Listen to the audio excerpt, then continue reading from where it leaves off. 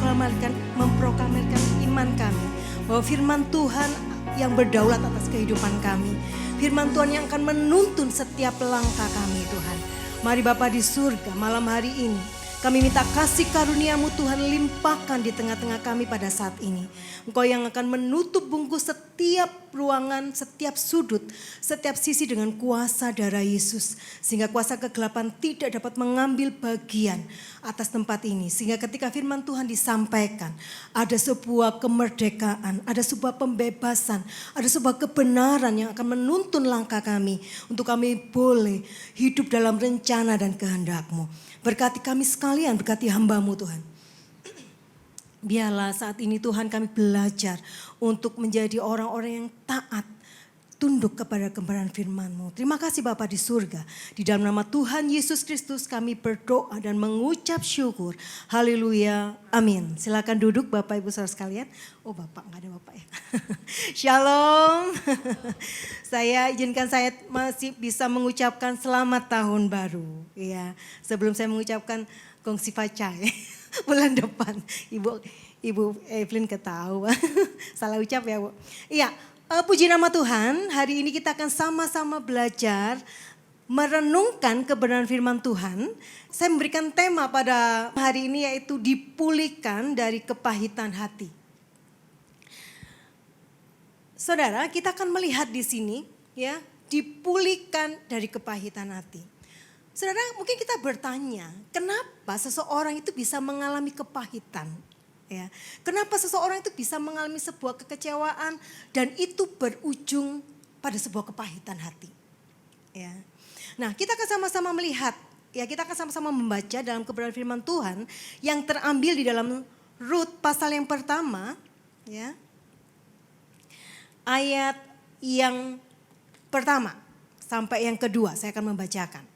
Pada zaman para hakim memerintah atas kelaparan di tanah Israel, ada kelaparan di tanah Israel.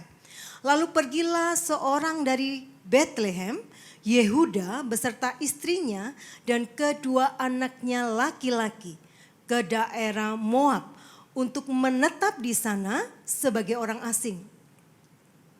Nama orang itu ialah Elimelek, nama istrinya Naomi, dan nama kedua anaknya Mahlon dan Kilion.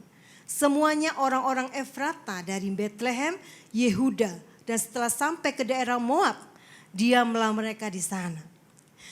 Para ladies, kita mengetahui bahwa setiap kali bangsa Israel tidak setia terhadap Tuhan, ketika hati mereka berbelok dari Tuhan, ketika mereka hidup tidak taat kepada perintah Tuhan, pasti ada saja yang terjadi.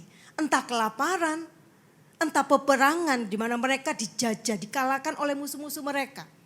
Dan peristiwa ini terjadi pun tentunya Tuhan melihat bahwa bangsa Israel hidup tidak seturut dengan kehendak Allah.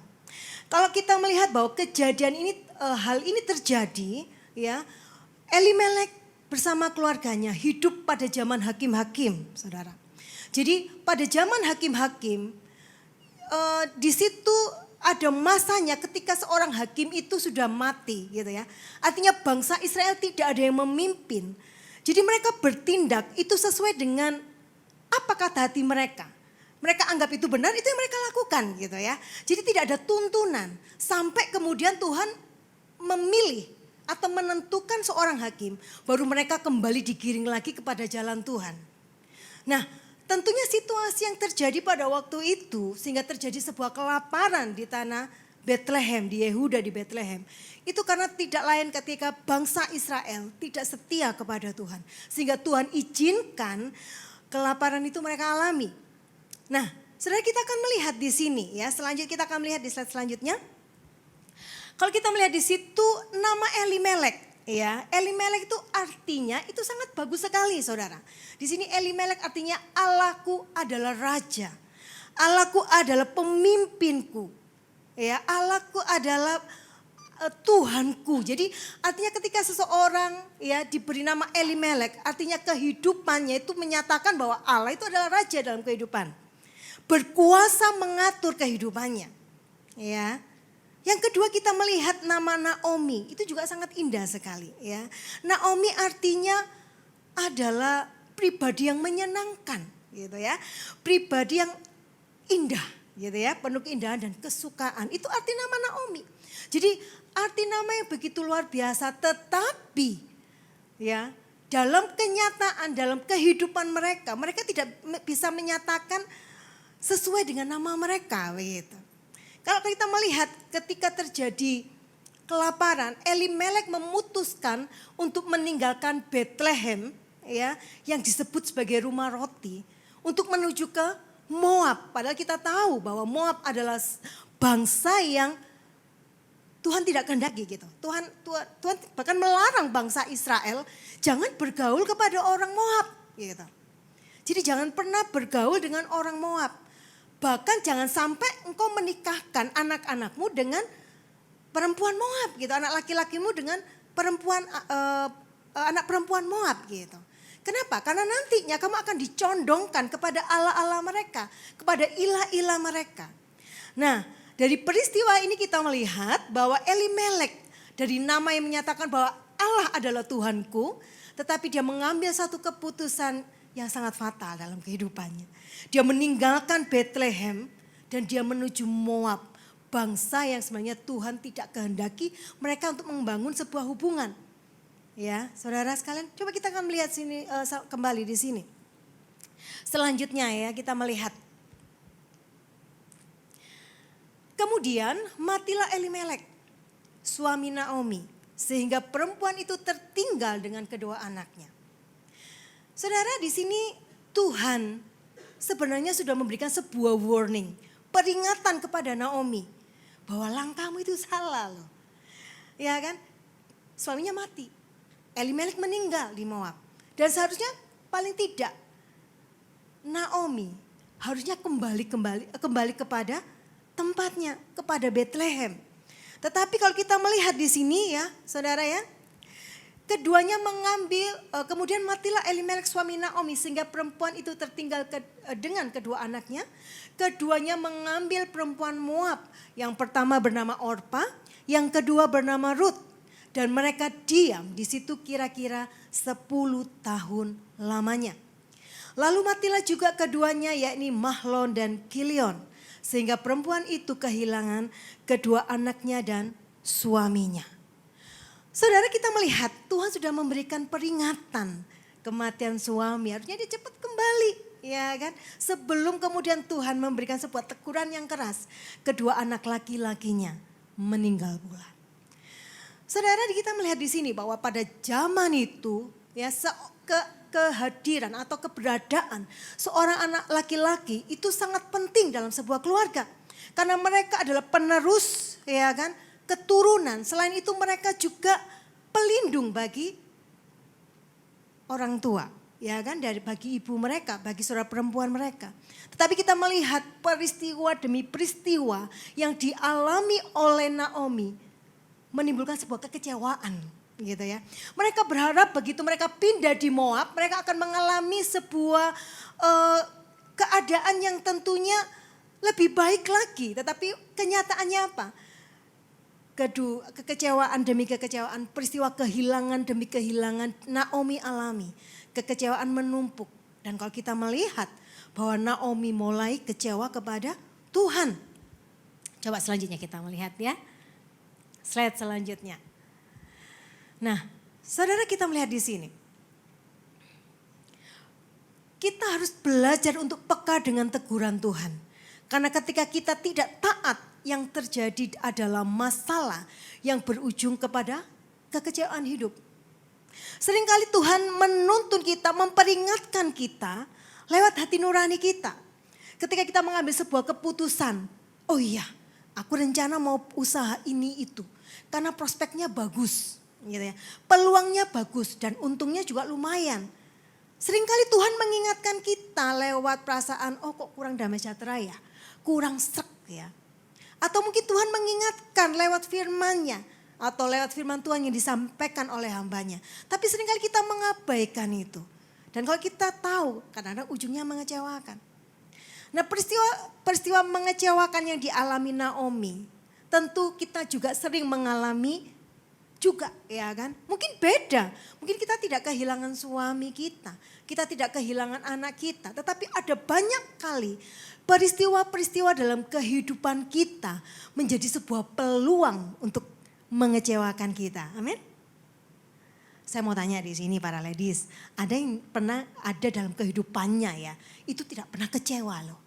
Happy terus ya kan. Pernah kecewa? Oh tidak gitu kan. Apakah masalah? Oh tidak. Ada seperti itu? Ada? Setiap kita pasti pernah mengalami kekecewaan. Mungkin kita pernah mengalami seperti ini. Aku tuh pernah menolong orang itu loh. Temanku tuh pernah tak tolong, pernah tak angkat gitu ya. Tak kasih jalan dalam usaha. Ya kan dari dia gak punya apa-apa sampai kemudian dia punya apa-apa. Tapi ke ujung-ujungnya dia malah menikam aku dari belakang contohnya. Kita dikhianati ya kan. Nah saudara mungkin kita merasa kecewa. Ya kan. Atau mungkin kita merasa bahwa aku pernah menolong dia tapi aku tuh pernah ditipu. Ya kan. Ditipu habis-habisan. Dia saudaraku sendiri tapi menipu aku habis-habisan. Terus kemudian kita mungkin mendengarkan firman Tuhan. Ayo diampuni, dilepaskan pengampunan. Mungkin kita berkata, yo enak sih ngomong. Kalau ini ditipu jutaan gak masalah, ya kan? Ratusan juta, bahkan ya kan, miliaran gitu. Enak kalau ngomong ya, mungkin ibu bilang enak untuk melupakan. Karena ibu belum pernah mengalami ditipu segitu banyaknya. Kalau saya mau jawab memang saya tidak pernah mengalami ditipu sebegitu. Kenapa? Karena saya gak pernah punya uang seperti itu. Atau saya belum pernah punya uang segitu banyaknya, jadi gak pernah ditipu. Nah saudara ada begitu banyak, mungkin teman kita. Mungkin kita juga pernah dikecewakan oleh orang yang kita cintai, pasangan kita. Peluang untuk melukai kita. Ataupun mungkin anak-anak kita yang kita besarkan, kita didik ya kan. Kita biayai ya kan. Kita doakan setiap hari, setiap saat. Ngelawan. Itu kan sesuatu yang mengecewakan kita, betul? Nah ada begitu banyak peristiwa. Atau mungkin kita juga pernah mengalami ya kan.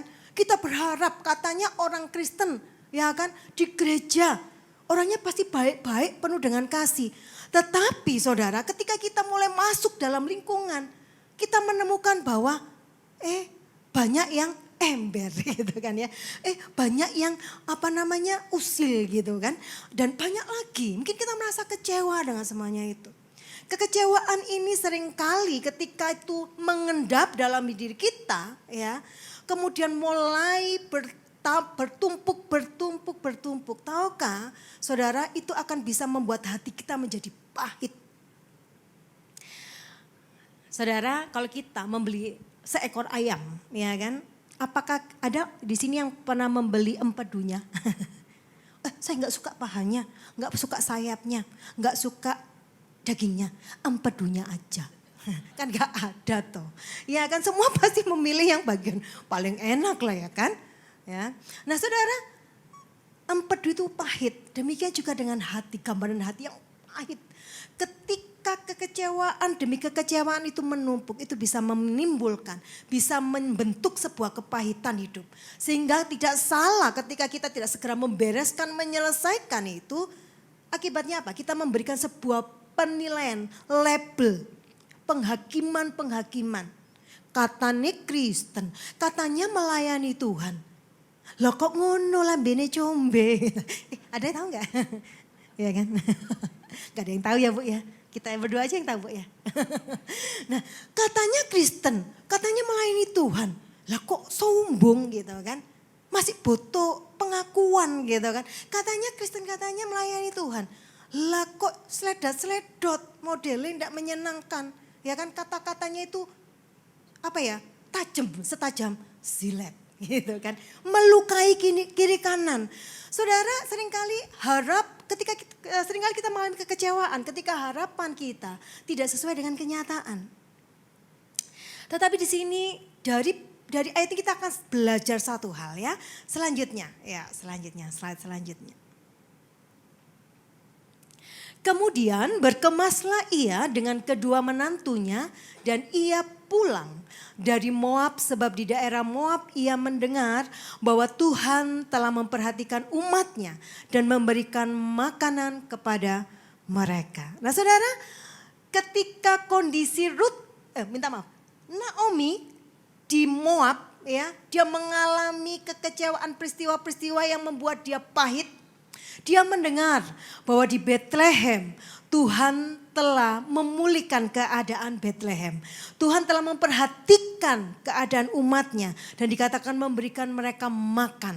Jadi tidak ada kelaparan lagi di Bethlehem. Sehingga pada waktu itu Naomi mengambil satu keputusan yang tepat.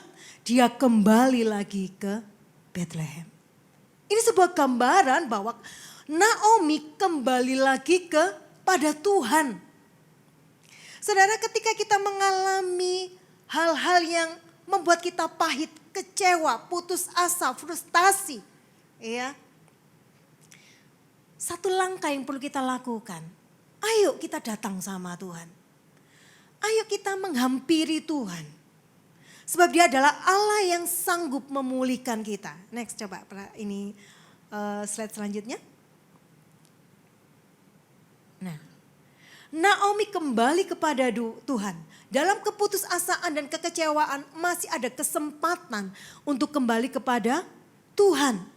Tetapi seringkali kita mengatakan, ini kita kecewa sama Tuhan, kenapa? Karena kita melihat mungkin pemimpin rohani mungkin, ya kan? Atau orang yang kita anggap dewasa rohani mungkin, teman seiman mungkin, yang itu mungkin perilakunya membuat kita tersandung sehingga kita menyamaratakan dengan Tuhan. Tetapi ingatlah Bapak Ibu, saudara sekalian bahwa Tuhan tidak pernah mengecewakan hidup kita. Amin.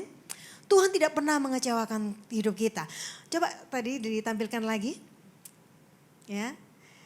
Dalam Mazmur 147 ayat 13 dikatakan, "Ia Tuhan menyembuhkan orang-orang yang patah hati dan membalut luka-luka mereka." Ketika kita mengalami kepahitan, mari kita datang sama Tuhan. Karena Dia adalah Allah yang sanggup menyembuhkan hati yang patah. Dia sanggup membebat, Dia sanggup memulihkan hati saudara dan saya. Jadi mari kita sama-sama membawa hidup kita datang kepada Tuhan sebagai sumber pemulihan hidup kita. Ya, Dia adalah sumber yang sanggup memulihkan dan mengobati luka hati kita. Jangan sampai salah. Ketika kita luka, kita lebih cari teman untuk kita curhat.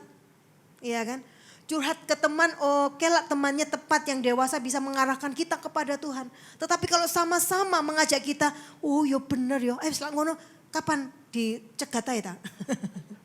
Apa disantet aja tak? Wih sadis rek, ya kan? Atau disabotase aja tak? Di pura-pura dan sebagainya. Nah saudara, mari kita datang kepada Tuhan yang sanggup menyembuhkan orang-orang yang patah hatinya dan sanggup untuk membebat hati kita. Selanjutnya kita melihat, ya, ketika kita melihat kesulitan hidup, kita akan kecewa. Namun ketika kita datang kepadanya, kita akan mengalami pemulihan. Saudara, ketika kita melihat kesulitan hidup yang ada, kita akan kecewa, tetapi ketika kita datang sama Tuhan, kita akan mengalami pemulihan. Mari kita belajar untuk jangan berfokus kepada persoalan itu. Gitu. Orang-orang yang mungkin Tuhan izinkan membentuk kita, ya, memproses hidup kita. Tetapi mari kita berfokus membangun sikap, respon yang benar terhadap segala peristiwa yang itu bisa melukai kita. Amin. Kadang-kadang kita bersikap, kita lebih berfokus seperti ini saudara. Gara-gara gara-gara dia aku seperti ini. Ya, aku gak mau gerejoan. Kenapa? Gara-gara ono si A. Ya, aku gak mau melayani. Kenapa? Yang melayani tetap sama aja gak mau. Saudara, itu artinya kita berfokus kepada masalah. Ya, itu tidak akan bisa membangun kita, tidak akan bisa mendewasakan kita. Ya. Mari kita sama-sama berfokus, membangun sikap yang benar, respon yang benar terhadap setiap persoalan, terhadap setiap tantangan yang kita hadapi. Tentunya sesuai dengan kebenaran firman Tuhan kan, bukan menurut kebenaran kita sendiri, tetapi seturut dengan kebenaran firman Tuhan, itu yang akan mendewasakan kita. Itu yang akan menuntun langkah kita sehingga kita akan mengambil sikap, kita akan mengambil keputusan yang benar dan seturut dengan kehendak Tuhan. Itu yang akan mendewasakan saudara dan saya. Daripada kita sibuk mengurusi orang ya kan, yang mungkin Tuhan izinkan membentuk kita, ya kan. Saya akan berikan sebuah contoh pada saudara. Saudara, ketika saudara sakit gigi, ya kan. Ketika saudara sakit gigi, apa yang harus saudara lakukan pertama kali? Halo? Tidak pernah sakit gigi ya? Wah luar biasa, kalau saya dulu sering waktu kecil, sampai dicabut ya tumbulnya baru. Saudara, ketika kita sakit gigi ya saudara ya, apa yang pertama kali kita lakukan? Apakah kita berkata begini, gara-gara ulat dalam gigi saya ini, sehingga saya kesakitan. Ulat ini kurang ajar gitu kan. Gara-gara ini pasta gigi yang gak bagus, sehingga gigi saya lubang. Gara-gara permen ini, sehingga gigi saya lubang dan sakit semua. Apakah seperti itu ketika kita mengalami sakit gigi? Enggak kan? Yang kita pertama kali lakukan adalah kemana saudara? Kumur garam. Kalau kita tengah malam kan gak mungkin ke dokter. Kumur air hangat dengan garam dulu. Kita mencari obat dulu. Ya kan? Kita tidak akan sibuk untuk menyalakan ulat. Tidak akan sibuk menyalakan permen. Tidak akan sibuk menyalakan sesuatu yang membuat gigi kita lubang. Dan lain sebagainya. Pikiran kita, fokus kita akan segera mencari apa supaya aku sembuh. Demikian juga dalam kehidupan kita saudara. Ketika kita mengalami sebuah proses dalam kehidupan, dalam musim kehidupan kita. Jangan sibuk mencari penyebab dan kita fokus kepada penyebab masalah itu. Ya. Tetapi mari kita memfokuskan bagaimana aku bisa menanggapi peristiwa ini dengan sikap hati yang benar di hadapan Tuhan. Bagaimana aku bisa bersikap benar seturut dengan apa yang Tuhan mau dalam kehidupanku. Dan firman Tuhan itu satu-satunya penuntun dalam kehidupan kita. Amin. Kita tidak akan pernah bertumbuh ketika kita terfokus dengan orang-orang yang mungkin pernah mengelukai kita. Kita tidak akan pernah bisa bertumbuh serupa dengan Kristus kalau kita terlalu fokus dengan kerugian yang mungkin kita alami. Dengan kekecewaan yang mungkin kita alami. Mari kita fokus membangun diri. Tetap tinggal dalam kebenaran firman Tuhan. Bertindak benar, berpikir benar. Amin saudara. Selanjutnya. Dan berjalanlah keduanya sampai mereka tiba di Betlehem. Ketika mereka masuk ke Betlehem, gemparlah seluruh kota itu. Karena mereka dan perempuan-perempuan berkata, Naomi kah itu? Tetapi ia berkata kepada mereka, janganlah sebutkan aku Naomi. Sebutkanlah aku Marah. Sebab yang Maha Kuasa telah melakukan yang pahit kepadaku. Saudara, Naomi kembali ke awal tadi. Naomi artinya sesuatu yang indah. Ya kan saudara ya. Dan ketika dia kembali ke Betlehem ya. Dikatakan bahwa tetangga-tetangganya mungkin menyapa loh. Iku Naomi ta. Iyo ta mosok sih. Lah kok ngono sih gitu ya. Dulu kan dia cantik gitu kan. Dulu kan dia adalah pribadi yang ceria. Dulu kan dia pribadi yang ramah, yang menyenangkan. Iya itu ta Naomi.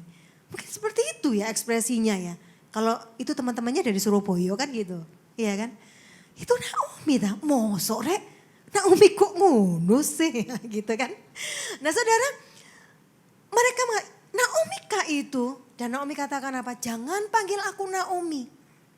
Sebab katakan apa? Sebutkanlah aku Marah. Sebab yang Maha Kuasa telah melakukan banyak yang pahit kepadaku. Marah, sesuatu yang pahit. Naomi menyadari keadaannya. Next.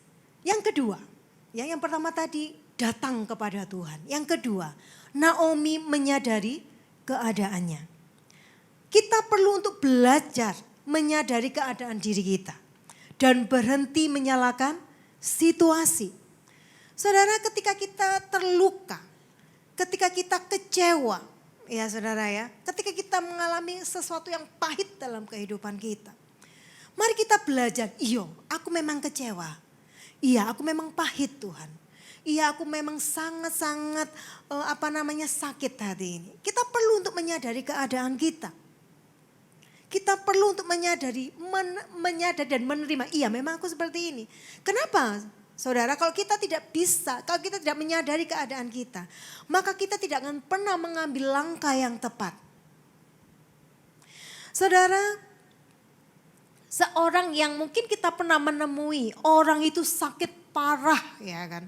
Sakitnya itu parah. Baru-baru ini kami mengunjungi saudara keluarga yang ada di Malang ya. Keluarga suami yang ada di Malang. Nah saudara, kebetulan ada beberapa yang belum kenal Tuhan. Nah rumahnya dekat, kemudian kata ibu mertua bilang coba kunjungono ini. Kenapa? Karena dia badannya turun drastis ya kan. Mukanya pucat kuning dan kakinya bengkak. Perutnya juga bengkak besar. Kamu pasti datang enggak tega, apa kita datang aja, kita kunjungi, kita lihat. Nah saudara, ketika kita melihat keadaannya ya kan. Sangat-sangat prihatin memang ya. Dulunya badannya bagus gitu kan, besar bagus. Kita lihat kuning ya kan, kurus gitu ya. Kemudian kaki bengkak, perut bengkak. Meskipun waktu itu mungkin dia malu, dia tutupi dengan selimut, dia katakan saya kedinginan. Tapi kita melihat memang bengkak sekali. Nah kemudian kita sarankan coba jangan sampai ini liver. Atau kalau enggak liver juga bisa ginjal gitu kan. Tapi saya bilang jangan ini, kasih obat ini dulu lah untuk penanganan pertama gitu kan. Kasih temulawak dan lain sebagainya. Saya katakan jangan kasih temulawak dulu. Iya kalau liver, tapi kalau ginjal kan ginjalnya bisa kerja lebih keras lagi gitu kan. Jadi harus dibawa ke dokter untuk bisa mendiagnosa dengan tepat penyakit apa dan kita bisa melakukan tindakan yang tepat ya kan. Jangan sampai salah gitu. Nah saudara, ketika kita memberikan begitu banyak saran ya kan, masukan ya kan. Dan kita doakan. Saudara, apa respon dari yang sakit ini? Enggak apa-apa, saya sudah baikan kok, sudah enakan. Ya sudah baikan, sudah enakan. Enggak kayak kemarin. Tapi kita lihat keadaannya enggak memungkinkan. Saudara, ketika seseorang tidak menyadari bahwa kondisinya itu kritis, ya, dia menganggap sudah nanti akan membaik sendiri. Maka tidak akan ada satu tindakan yang tepat untuk menangani atau mengatasi penyakitnya. Demikian juga dengan kita. Kalau kita tidak benar-benar mengenal apa yang kita alami, menyadari dan mengakui apa yang kita rasakan, kita alami. Kita berusaha untuk bukan mengingkari ya. Kita berusaha untuk enggak, aku baik-baik saja kok. Padahal kita sedang terluka. Enggak, aku sudah melupakan peristiwa itu. Padahal itu masih ada, belum selesai.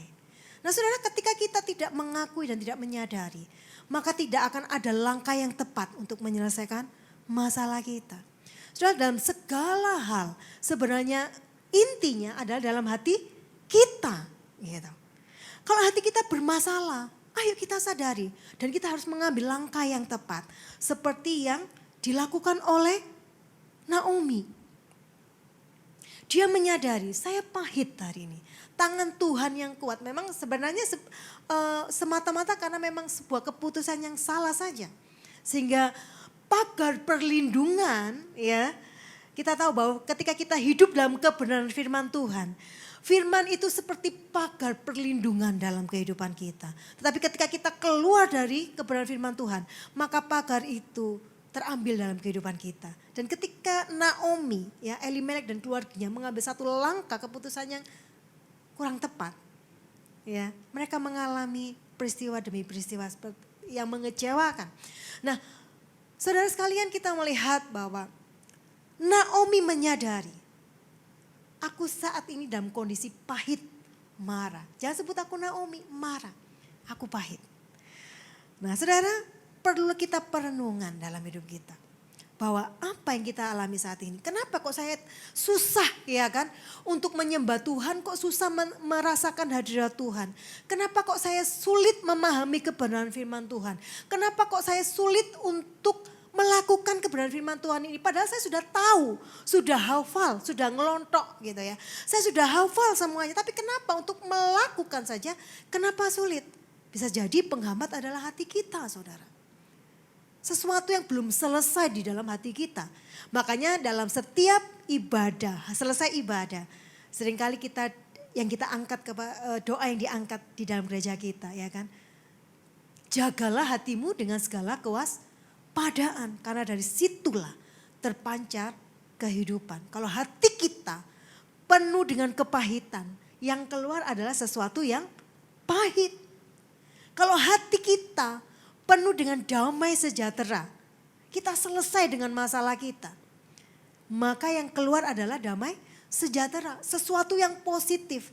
Kalau hati kita penuh dengan sesuatu yang negatif, yang keluar yang akan negatif. Keputusasaan yang keluar juga sesuatu yang tentang keputusasaan, gak ada harapan. Tapi kalau hati kita dipenuhi dengan damai Tuhan, kalau hati kita dipenuhi dengan sebuah pengharapan, maka yang keluar kata-kata kita, tindakan kita akan mencerminkan apa yang ada dalam hati kita. Amin. Selanjutnya kita akan melihat. Dia katakan, dengan tangan yang penuh aku pergi. Tetapi dengan tangan yang kosong Tuhan memulangkan aku. Mengapakah kamu menyebutkan aku Naomi? Karena Tuhan telah naik saksi menentang aku dan yang maha kuasa telah mendatangkan malapetaka kepadaku. Jadi Naomi ini betul-betul dalam kondisi yang dia menyadari bahwa dia dalam kondisi yang paling bawah dalam kehidupannya. Dia kehilangan semuanya. Dia katakan, aku pergi dengan tangan penuh. Tetapi ketika aku datang kembali dengan tangan yang kosong. Artinya apa? Harta yang bernilai dalam kehidupannya, suaminya, anak-anaknya, Tuhan ambil. Kosong dalam kehidupannya. Saudara, hari ini yang menjadi pertanyaan buat saudara dan saya. Hal apa yang membuat hati kita kosong hari ini? Peristiwa apa yang membuat hati kita itu kosong hari ini?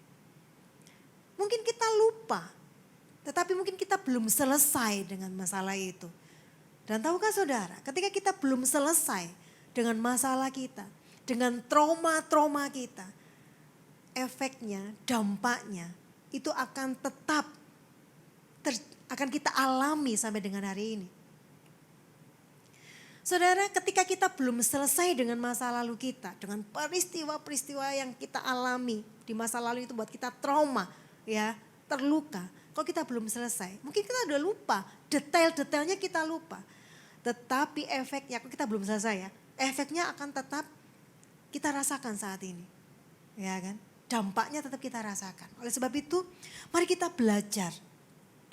Jangan kita sibuk melihat menuding sana, menuding sini, ya kan, mengkambing hitamkan, gitu kan, memojokkan dan lain sebagainya. Mari saat ini kita berfokus dalam diri kita, dalam hati kita. Karena saat ini Tuhan lebih tertarik berurusan pribadi dengan saudara dan saya.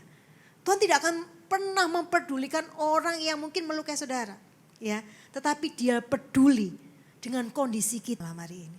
Ini berbicara bagaimana Tuhan itu sedang berurusan pribadi dengan kita. Pribadi lepas pribadi. Amin saudara. Selanjutnya kita melihat. Dalam keadaan kekecewaan yang bertubi-tubi bisa membuat kita dalam kepahitan. Namun masih ada harapan bagi kita yang mau datang kembali kepada Tuhan. Hari ini Tuhan katakan, ayo datang kepadaku. Aku akan merestorasi hatimu. Ayo datang kepadaku, aku akan memperbarui engkau. Aku akan memberikan kepadamu hati yang baru. Hati yang lemah lembut, bukan hati yang keras. Selanjutnya kita akan melihat poin ayat yang selanjutnya. Sesudah itu berkatalah Naomi kepada menantunya. Diberkatilah kiranya orang itu oleh Tuhan yang rela mengaruniakan kasih setianya kepada orang-orang yang hidup dan yang mati. Lagi kata Naomi kepadanya, orang itu kaum kerabat kita, dialah salah seorang yang wajib menebus kita. Saudara, ini ceritanya selanjutnya adalah yang pertama ketika Naomi mengalami kekecewaan dalam hidup, yang pertama datang kepada Tuhan. Yang kedua apa saudara? Yang kedua tadi apa saudara? Menyadari, mengakui keadaan, menerima keadaannya. Yang ketiga kita akan melihat peristiwa yang terjadi. Setelah itu dikatakan pada waktu musim jelai. Jadi karena Naomi Naomi dan Ruth janda kan. Kemudian Ruth untuk bisa memenuhi makan minum mereka sehari-hari ya kan. Makan minum mereka. Ruth pun berkata kepada Naomi, aku mungkin coba Karena hari ini adalah panen jelai, jadi aku mau mencoba ke ladang yang sedang panen, aku mau mengambil sisa-sisa dari panen itu. Nah saudara, kemudian dia mulai pergi dan kebetulan pada waktu itu ya, Boas ya yang masih kerabat dengan Naomi itu sedang panen, saudara. Dan itu adalah tanpa diketahui oleh Ruth, dia pergi dan dia mengambil sisa-sisa dari panen gandum itu. Dan ketika dia pulang ya, karena kalau kita melihat cerita panjangnya ya kan, Boas tanya siapa wanita itu, kok asing ya, kok beda dari kalian. Oh itu adalah perempuan Moab, menantunya Naomi. Yang dia mengikuti Naomi sampai di sini. Bahkan kalau diceritakan ya Bapak Ibu, saudara sudah bisa baca di peristiwa itu. Boas kagum dengan sikap Ruth. Dan kemudian dengan hati yang penuh belas kasihan dikatakan sengaja sisakan kasih dia. Dan biarlah dia minum dari minuman yang diminum oleh para pegawai-pegawai yang ada. Nah ada kebaikan ya kan yang diberikan oleh Boas kepada Ruth. Dan kemudian ketika dia pulang kembali kepada mertuanya ke rumah ya dia bercerita dengan begitu gembira tentunya ya kepada mertuanya bahwa aku tadi loh mengambil sisa-sisa. Dan orangnya sangat baik sekali. Dia bersikap baik kepada saya dan lain sebagainya. Dan ketika Naomi bertanya dan Naomi berkata, oh iya benar. Dia adalah apa saudara? Orang sanak saudara yang wajib menebus kita. Nah saudara, kalau kita melihat ya di dalam budaya bangsa Yahudi pada waktu itu. Ada budaya namanya Levirat. Yaitu di mana kewajiban saudara laki-laki untuk mengambil atau menikahi iparnya ketika saudaranya yang laki-laki meninggal gitu ya. Entah itu adiknya atau kakaknya, dia memiliki kewajiban untuk menikahi gitu ya. Tujuannya apa? Supaya bisa meneruskan, apalagi yang tidak memiliki keturunan, untuk meneruskan keturunan keluarga tersebut. Dan supaya tanah warisan tidak jatuh kepada yang lain, tetapi tetap jatuh kepada mereka. Nah saudara, ketika diperhatikan oleh Naomi, oh ya benar, Boas itu adalah sanak saudara kita yang memiliki kewajiban untuk menebus kita. Ya, nah saudara, kemudian kita akan melihat di sini selanjutnya. Kesulitan apapun jika kita hadapi dalam kebenaran firman Tuhan akan ada jalan keluar yang terbaik. Selanjutnya. Lalu Naomi mertuanya itu berkata kepadanya, anakku, apakah tidak ada baiknya jika aku mencari tempat perlindungan bagimu supaya engkau berbahagia? Maka sekarang bukankah Boas yang pengerja-pengerjanya perempuan telah kau temani itu adalah sanak kita? Dia pada malam ini menampi jelai di tempat pengirikan. Maka mandilah dan beruraplah, pakailah pakaian bagusmu dan pergilah ke tempat pengirikan itu. Tetapi janganlah engkau ketahuan kepada orang itu sebelum ia selesai makan dan minum. Nah, saudara, di sini Naomi memberikan sebuah jalan bagi Ruth. Ya, yaitu Ruth, kamu harus pergi, ya kan? Kamu harus mandi dan serapi mungkin, sewangi mungkin, pakai baju yang terbaik, ya. Untuk kemudian kamu harus mulai mendatangi tempat pengirikan itu. Dan kalau selanjutnya diceritakan bahwa kamu harus tidur di bawah kakinya. Nah saudara, mungkin kita berpikir kok ngajari sesuatu yang kurang ajar. Enggak saudara, tetapi ini adalah sebuah budaya pada waktu itu sebagai bentuk bahwa Ruth ini menyerahkan dirinya untuk melayani Boas. Melayani bukan berbicara mengenai seksual, tetapi melayani sebagai pelayan, sebagai hamba. Jadi mengerti saudara ya. Jadi caranya seperti itu. Nah saudara, cara ini memang sudah ada di dalam Alkitab gitu ya. Aturan-aturannya, tata caranya sudah tertulis dalam Alkitab. Jadi memang caranya seperti itu untuk kemudian kamu supaya kamu ditebus gitu ya. Supaya kamu ditebus oleh Boas, caranya seperti itu. Jadi langkah-langkahnya seperti itu. Jadi kalau saudara memperhatikan peristiwa ini atau nasihat yang diberikan Naomi kepada Ruth, ya ini bukan sesuatu tindakan kurang ajar, tetapi enggak. Tetapi ini sebuah proses, adat atau cara untuk dia supaya dia ditebus oleh Boas. Bisa mengerti saudara ya. Jadi kemudian selanjutnya kita akan melihat ya. Jika ia membaringkan diri tidur, haruslah engkau perhatikan baik-baik tempat ia berbaring. Kemudian datanglah dekat, singkapkanlah selimut dari kakinya dan berbaringlah di sana. Maka ia akan memberitahukan kepadamu apa yang harus kau lakukan. Lalu kata Rut kepadanya, segala yang engkau katakan itu akan kulakukan. Saudara, ini adalah sebuah cara supaya Rut ditebus oleh Boas. Ya, ini adalah sebuah proses levirat itu sendiri. Nah, saudara, selanjutnya kita melihat bahwa ketaatan Rut mendatangkan sebuah hasil. Naomi memberikan sebuah nasihat langkah-langkah sesuai dengan perintah Tuhan gitu ya. Peraturan yang Tuhan buat pada waktu itu. Selanjutnya kita melihat. Sesudah itu pergilah ia ke tempat pengirikan dan dilakukannya lah tepat seperti yang diperintahkan mertuanya kepadanya. Setelah Boas habis makan dan minum dan hatinya gembira, datanglah ia untuk membaringkan diri tidur pada ujung timbunan jela itu. Kemudian datanglah perempuan itu dekat dengan diam-diam, disingkapkannya lah selimut dari kaki Boas dan berbalinglah ia di situ. Ya. Selanjutnya kita melihat. Kita melihat di sini melangkah dengan iman sesuai dengan firman Tuhan.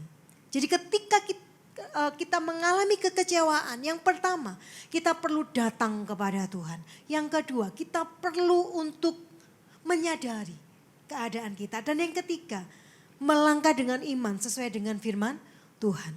Langkah iman yang dilakukan oleh Naomi itu sesuai dengan firman Tuhan dan budaya pada waktu itu. Jadi tidak bertentangan sesuai dengan budaya pada waktu. Meskipun sulit, kita harus belajar untuk taat kepada apa yang tertulis dalam Alkitab. Saudara, firman Tuhan, ya kan, pelita bagi kaki kita dan terang bagi jalan kita. Dia akan menuntun, berat, iya berat. Kenapa berat? Karena bertentangan dengan kedagingan kita. Amin. Sulit, memang sulit, gak mudah. Karena itu bertentangan dengan kedagingan kita. Tetapi percayalah bahwa firman itu akan membawa kepada kita, kepada kehidupan yang kekal. Selanjutnya kita akan melihat. Apabila orang-orang yang bersaudara tinggal bersama-sama dan seorang daripada mereka mati. Kita lihat ya dasar dari hukum yang nasihat, dasar nasihat dari Rut tadi ya saudara kepada Naomi kepada Rut. Yaitu dalam Ulangan pasal 25 ayat yang kelima. Apabila orang-orang yang bersaudara tinggal bersama-sama dan seorang daripada mereka mati dengan tidak meninggalkan anak laki-laki, maka janganlah istri orang yang mati itu kawin dengan orang di luar lingkungan keluarganya. Saudara suaminya haruslah menghampiri dia dan mengambil dia menjadi istrinya. Dan dengan demikian melakukan kewajiban perkawinan ipar ya atau levirat. Selanjutnya kita akan melihat saudara. Next. Dan di akhir dari firman Tuhan ini saya mau katakan kepada kita semua. Ketika kita fokus kepada persoalan, maka kita akan kecewa. Tetapi ketika kita fokus kepada kebenaran, itu akan memberikan sebuah nilai kekal. Mari saya mengajak saudara dan saya, kita jangan fokus kepada masalah atau persoalan. Mari kita memfokuskan hidup kita kepada sesuatu yang pasti dan yang memberikan nilai yang kekal. Apa yang pasti saudara? Kematian, amin. Ada di sini yang akan hidup selama-lamanya? Gak akan ada. Kematian itu adalah sesuatu yang pasti. Mari kita fokus kepada sesuatu yang pasti. Kepada kematian, bukan. Apa yang kita bawa ketika Tuhan panggil kita. Apa yang sudah kita siapkan ketika Tuhan panggil kita. Apa yang sudah apakah kita sudah berdandan menjadi pengantin-pengantin Kristus ketika dia panggil kita. Atau kita masih sibuk dengan kepahitan, kekecewaan, kemarahan ya dan lain sebagainya.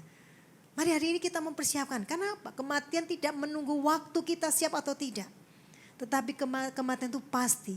Dan apa yang harus kita persiapkan ketika Tuhan memanggil kita. Dan mari kita sama-sama membangun sesuatu yang memiliki nilai yang kekal. yaitu kebenaran firman Tuhan. Saudara sekalian, mari ini sesuatu yang mengingatkan kita kembali. Ayo lihat dalam diri kita. Apa yang ada dalam hati kita, apa yang kita rasakan. Mungkin orang lain tidak tahu, tetapi yang tahu adalah saudara dan Tuhan. Apa yang menghambat langkah kita?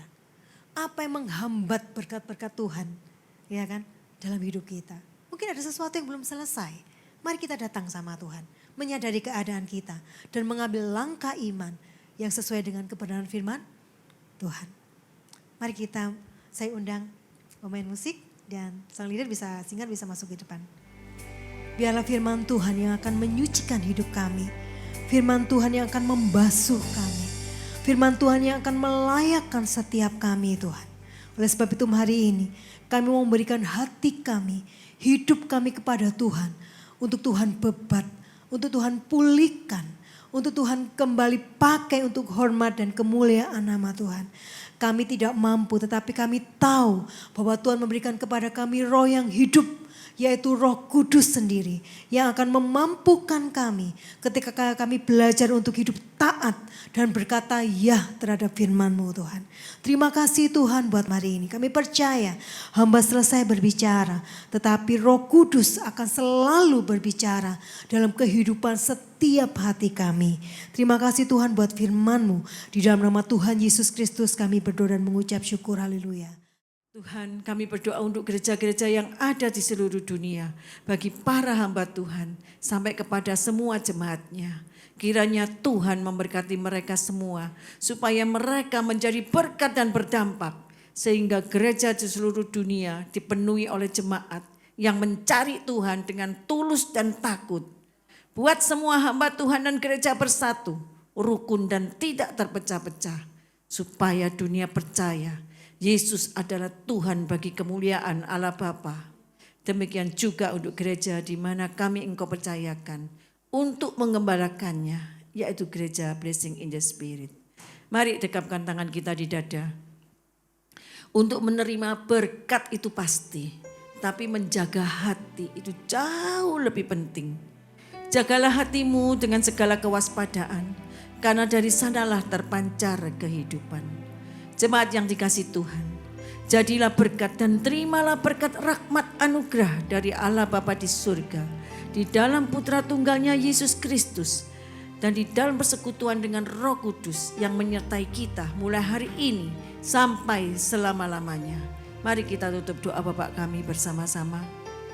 Bapa kami dalam surga, dikuduskanlah namamu, datanglah kerajaan-Mu, jadilah kehendak-Mu di bumi seperti di surga. Berikanlah kami pada hari ini makanan kami yang secukupnya, dan ampunilah kami akan kesalahan kami, seperti kami juga mengampuni orang yang bersalah pada kami. Dan janganlah membawa kami ke dalam pencobaan, tetapi lepaskanlah kami daripada yang jahat. Karena Engkau yang punya kerajaan dan kuasa dan kemuliaan sampai selama-lamanya. Amin.